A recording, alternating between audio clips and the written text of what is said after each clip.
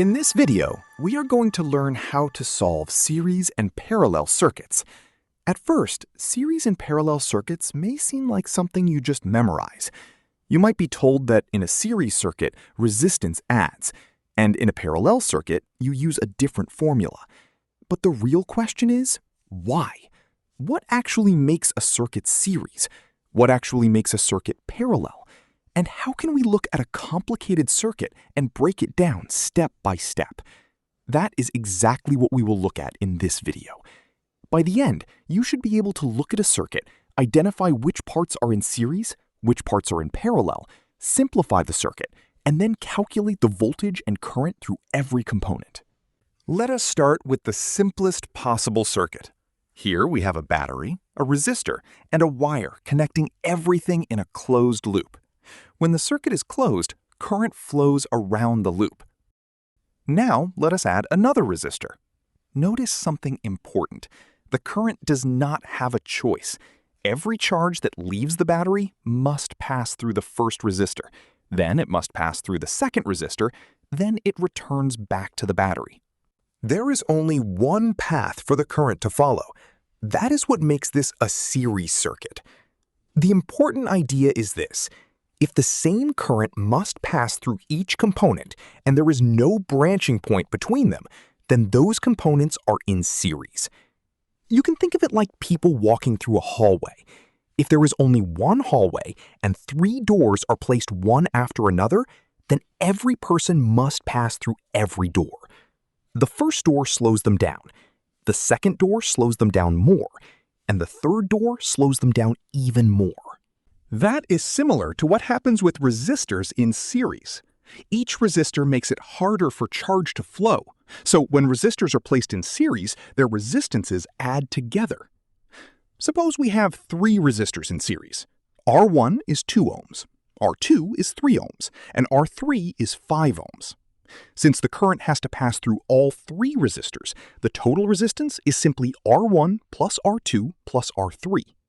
So in this case, the total resistance is 2 ohms plus 3 ohms plus 5 ohms. That gives us 10 ohms. This means the 3 resistors together behave like one 10-ohm resistor. Now let us look at a different circuit. Here we have a battery connected to 2 resistors, but this time the resistors are placed on separate branches. When current leaves the battery, it reaches a junction. At this point, the current has a choice. Some current goes through the middle branch, some current goes through the right branch. Then the branches meet again, and the current returns to the battery. This is what makes a parallel circuit parallel. The components are connected across the same 2 points. In other words, both resistors have the same starting node and the same ending node. That is the most important visual rule for parallel circuits. If 2 components connect between the same 2 nodes, they are in parallel. This means they have the same voltage across them. Why? Because voltage is the difference in electric potential between 2 points. If both resistors are connected to the same 2 points, then both resistors experience the same voltage difference. So in a parallel circuit, the voltage across each branch is the same, but the current can split between the branches. Now, let us say that R1 is 6 ohms, R2 is 3 ohms. At first, it might seem like the total resistance should be 9 ohms, but that would be wrong. In parallel, we are not forcing current through one resistor and then the next. Instead, we are giving the current more paths. A parallel circuit is like adding more lanes to a road. More lanes make it easier for traffic to flow. In the same way, more branches make it easier for current to flow. So the total resistance actually becomes smaller. For resistors in parallel, we use this formula. 1 over R total equals 1 over R1 plus 1 over R2. So here, 1 over R total equals 1 over 6 plus 1 over 3. 1 over 3 is the same as 2 over 6. So 1 over R total equals 1 over 6 plus 2 over 6.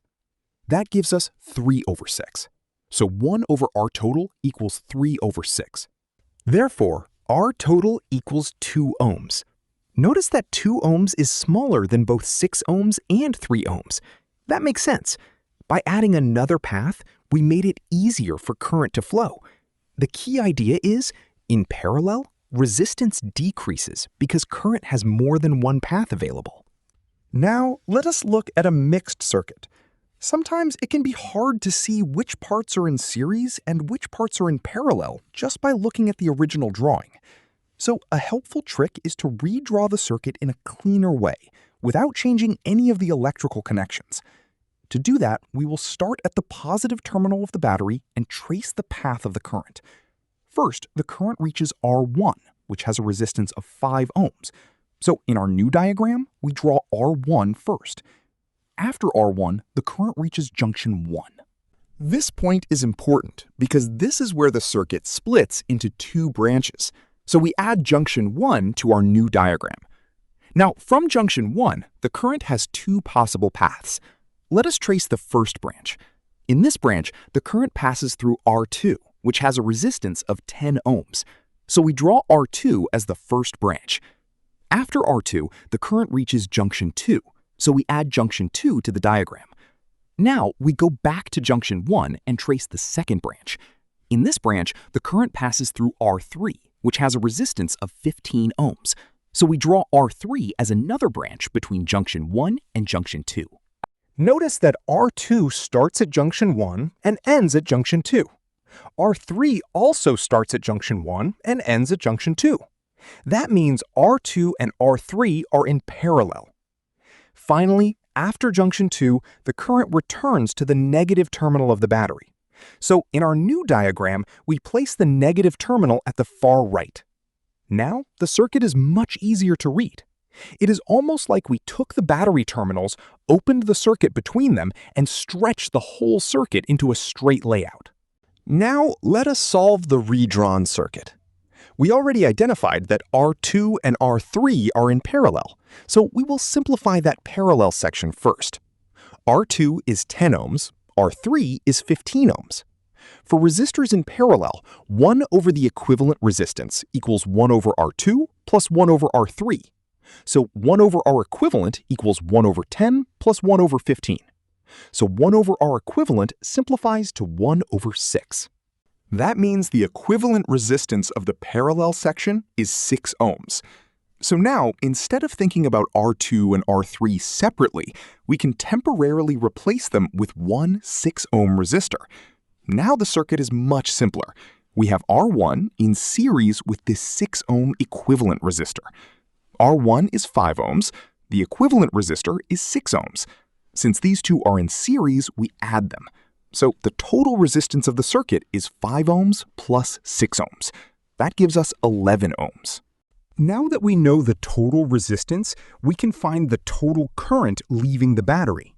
The battery voltage is 11 volts. Using Ohm's law, current equals voltage divided by resistance. So the total current equals 11 volts divided by 11 ohms. That gives us 1 amps. This is the current leaving the battery. And because R1 is before the split, all of that current must pass through R1. So the current through R1 is also 1 amps. Now let us follow the current. It leaves the battery, passes through R1, and reaches junction 1. At junction 1, the current splits into 2 branch currents. Some current goes through R2, some current goes through R3. To find how much current goes through each branch, we need the voltage across the parallel section. We already know the total current through R1 is 1 amps, so we can find the voltage drop across R1. Voltage equals current times resistance. So the voltage across R1 is 1 amps times 5 ohms. That gives us 5 volts. The battery provides 11 volts total. So the voltage left across the parallel section is 11 volts minus 5 volts. That gives us 6 volts. This means both R2 and R3 have 6 volts across them. That is the key property of parallel branches.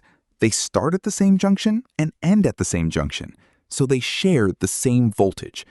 Now we can find the branch currents.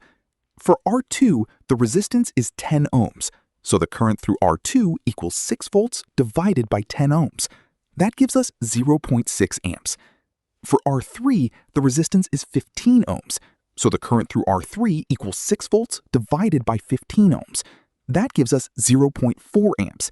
And if we add the branch currents, 0.6 amps plus 0.4 amps gives us 1 amp. That matches the current that entered junction 1. So the current splits at the junction, flows through the two branches, and then joins back together at junction 2. Now that we know the current through each resistor, we can also find the voltage across each resistor. For R1, we already found the voltage. It is 5 volts. For R2, the current is 0.6 amps and the resistance is 10 ohms. So the voltage across R2 is 0.6 amps times 10 ohms. That gives us 6 volts.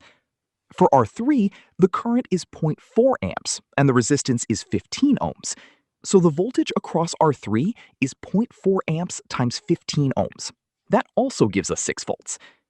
This makes sense because R2 and R3 are in parallel. They must have the same voltage across them. So, to summarize, components are in series when the same current must pass through them one after another. Components are in parallel when they connect between the same two nodes. In series, resistances add because the current has to pass through every resistor.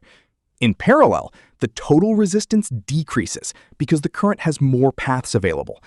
And for complex circuits, we do not solve everything at once. We break the circuit into smaller pieces, simplify each piece, and then work backward to find the current and voltage across every component. If you found this video helpful, please consider liking the video, subscribing to the channel, and sharing it with others who might find it useful. Thanks for watching, and I'll see you in the next video.